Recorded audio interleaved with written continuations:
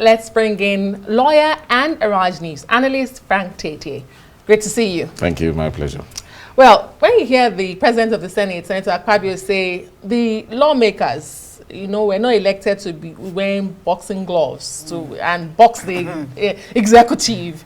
I'm not sure Nigerians expect them to be boxing the executive, but in a democracy, isn't tension between those two arms of government part of healthy checks and balances? Of course, the principle of checks and balances, apart from trying to prevent the concentration and abuse of powers on one arm of government, in this case, the president, the idea is that in a democracy, the heartbeat of a democracy is actually the parliament, the National Assembly. When Nigerians don't see that, the presumption is that it is a cooperative, in quotes, National Assembly that is a rubber stamp National Assembly. Nobody expects the President of the Senate, the head of the National Assembly, the President of the Senate, or the House of the Speaker, to be at loggerheads with the president. In fact, it is legitimate for the ruling party, as the Popular Party, to have, to push for its members to lead. Have majority. Yes, majority or in the parliament. The idea is this: whether, irrespective of the party that you belong, whether you're in the opposition, the goal of governance is to make life better for each and every Nigerian citizen. So the idea is that, so how best to go about it? The approach, there must be some form of a sense of commitment on all parties, the executive and the legislature, in ensuring that. The problem is, Nigerians don't see that. In fact, it will be a national security crisis if the President of the Senate is at war with the President. They ought to be cooperating at every material time. However, in terms of governance, for the purpose of uplifting the life of Nigerians in terms of their welfare and security, there must be a sense that the National Assembly is, checking or, carrying out oversight functions, holding the executive accountable. This is it.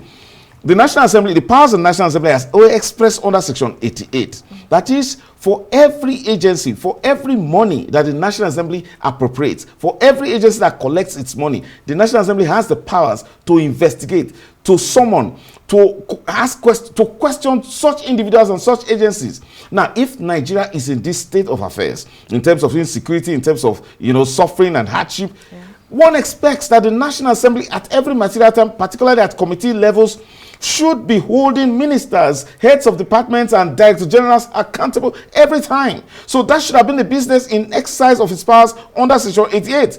And if any, whether irrespective, so long as it falls under the legislative purview of the National Assembly, if anybody refuses to attend to any summon by the National Assembly, such a person can be committed to prison. But Nigerians don't see that. So that's what gives the impression that this is a rubber stamp, National Assembly. Well, and it's not new. The President of the Senate has rejected claims that the 10th Assembly is a rubber stamp assembly. So how do you, what kind of balancing act? How do you draw the line between institutional independence and accountability?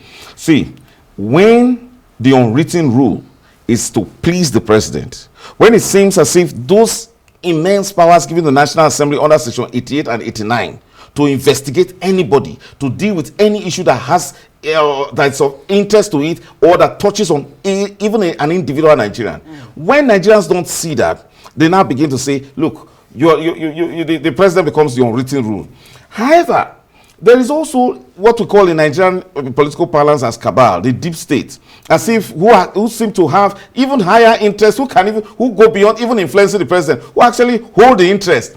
When the National Assembly is unable to deal with such issues, Nigerians worry. In democracy all over the world, when the people feel that those they elected are really not in control, and when those they elected are actually, they're not supposed to be inciting projects, but they seem to be compromising, they're unable to speak truth to power as they would as a people, then they begin to be afraid. And then they say, look, these people are afraid of the president. So, and it's understandable, because if you are vociferous in the National Assembly, you might just be punished. Your people wouldn't get projects. And we have then we also find that Many members of the National Assembly are unable to really, exercise that function of calling the executive to order because of interest, conflict of interest. Many of them are secret contractors. So that's the reason why when you summon a minister, come and explain to us what has happened with regards to JAMB, and then you might decide not to come. But Frank Tietie, yes. Shouldn't we then question the opposition?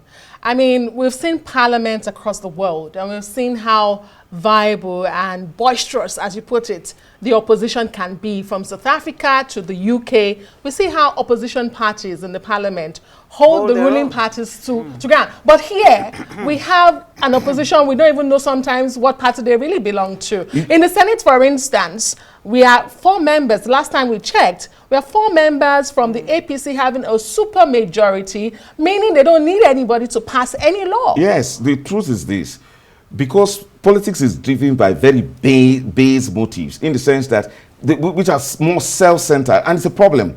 They are supposed to represent the Nigerian people, and it ought to be they ought to operate more from an ideological sense, in the sense that they are actually profiling. I'm talking about the opposition, profiling alternative viewpoints, alternative methods to which governance can be carried out for the interest, for the betterment of the Nigerian citizen. Unfortunately, the quest, and it's sad, the quest is that there is need for some material benefit, and who has that is the man who spends money, forgetting that they are the ones who appropriate money. Unfortunately, when the leadership of the National Assembly appears to now give a body language, something that is unspoken, that they read to mean that do not oppose the president, the people will suffer. Policies and programs won't really reflect what actually will benefit the Nigerian people. That's why the Nigerian people are frustrated. One would have expected that every day, every now and then, the reason why you have a very large budget for the National Assembly is because they can hold hearings, committee hearings, not Akpabio calling the president to account at plenary, but occasionally, all the time at committee levels, calling on ministers, calling on individual persons who have executive powers representing the president to account, to see to it that they are making improvements. In this case, in terms of security, economy, and otherwise, Nigerians are not feeling the National Assembly as it should be, even at when the committee of the whole meets. And like it's been said, I mean, the legislature is the heart of democracy, whether in Nigeria or anywhere else where this kind of democracy is being practiced. Let's talk about the bill seeking to strip the Economic and Financial Crimes Commission, that's the EFCC, and other 17 other agencies the power to manage proceeds of crime. It's only fair that if you have the powers to seize funds, you shouldn't really have the power to keep those funds, choose where to invest those funds in, and decide whatever you want to declare. However, if the EFCC wants to counter this argument, it will simply lay claim to what Ola Olukayode is very proud of, that the fact that the EFCC recently, contributed 50 billion naira to the National Education Loan Fund, I would say. But you see, the truth is just basic, governance, that you don't concentrate powers like that, and especially when they have interest. Because if you look at the Proceeds of Crime Act as it exists, they are entitled, if the National Assembly approves, to 2% of whatever they have collected. So that should be sufficient. But to now say, you see, because of who we are as Nigerians, if we have interest in the matter, invested interest for that matter, we'll keep just applying for forfeiture of funds, as quickly as possible, because we have some interest in it, and somehow it benefits us as institutions and agencies. So I think it's a right direction. The National Assembly is, thinking of, cutting that powers, but not for unnecessary replication of what I would say agencies. I mean, the Minister of Finance should be trusted enough to receive those funds and invest them, keep them, and where necessary. And because many of these funds that are forfeited oftentimes stay to a point, and they are even challenged to the point of the Supreme Court, and they can stay for about 10 years or more. So the presumption is that the Minister of Finance knows where to put such kind of monies, and if the EFCC loses such matters or suits at the end of the day, he knows how he can pull it out. Not that the EFCC will now seize, not only the EFCC, ICPC and the rest of them, and to think of the powers of the EFCC under Section 17 of the Advanced Fee Fraud. That is, the EFCC can wake up and just decide that, look, they suspect whatever funds that is in this account. They suspect this building because it's too beautiful, so we are seizing it. Come and prove to us whether or not it's not a proceed of crime. And then you just, you see, it's even you curtail the rights of a Nigerian citizen. Now, such kind of powers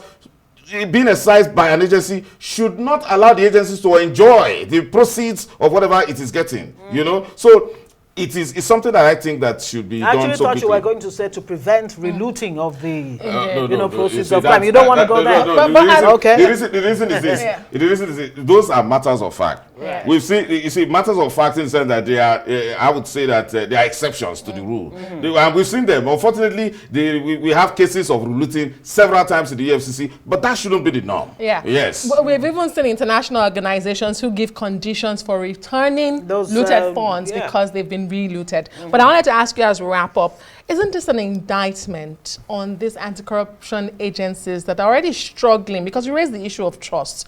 These agencies seem to be struggling with public trust. And now you want to take away proceeds from them to give to someone else, even though you say this should be the finance minister. So, I mean, is that not diluting their independence as well? How do you build trust when you're taking from them? No. You're actually increasing the trust level.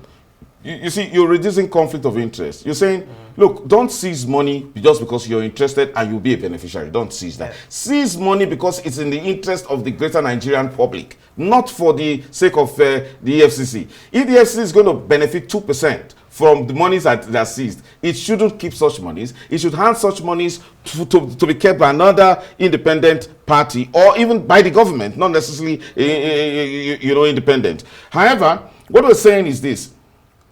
If you look at the fact that EFCC contributed 50 billion naira from monies it seized from Yahoo Boys, from Fichoff and all that stuff, and then it contributed, and I think that was a well thought out approach. So I put that money for the purpose of giving loans to persons who want to go to school, so in terms of reducing crime. However, you cannot say that you are investing such monies as an organization, monies that you have seized for the purpose of putting them in mutual funds or any other sort of funds for whatever purpose and all that, because are not being accountable to anyone. Yeah. And that brings the question of the National Assembly. National Assembly raises a very valid point when it says we are Parliament, we are the people. You should account to us at every material time the amounts that you have seized and where you invested them and how you have expended them. Yeah. And in that case, it shouldn't be, I mean, it doesn't go well. It shouldn't be at the discretion of the EFCC not necessarily, to decide how it goes against the principle of separation of powers. For you to now say, Judge, jury, executioner. The ordinary Nigerian is already suffering the misfortune of a very powerful agency like the EFCC that on its own just decides that it wants to seize money or seize property and without conviction. Without, all it needs to do is to simply tell the court that they are convinced that this money, this property or whatever, and then it seizes it. And then you also allow them to go further to invest that kind of money, keep it in the bank, and then decide to use it whenever they want to use it, even though the Proceeds of Crime Act says they must apply to the president in council, that's under in the Federal Executive Council to spend such money. I think it's not fair. Let's hope this bill sees the light of day. Frank Tietie, lawyer and Arise news analyst, thank you very much, as always, for joining us on Newsnight.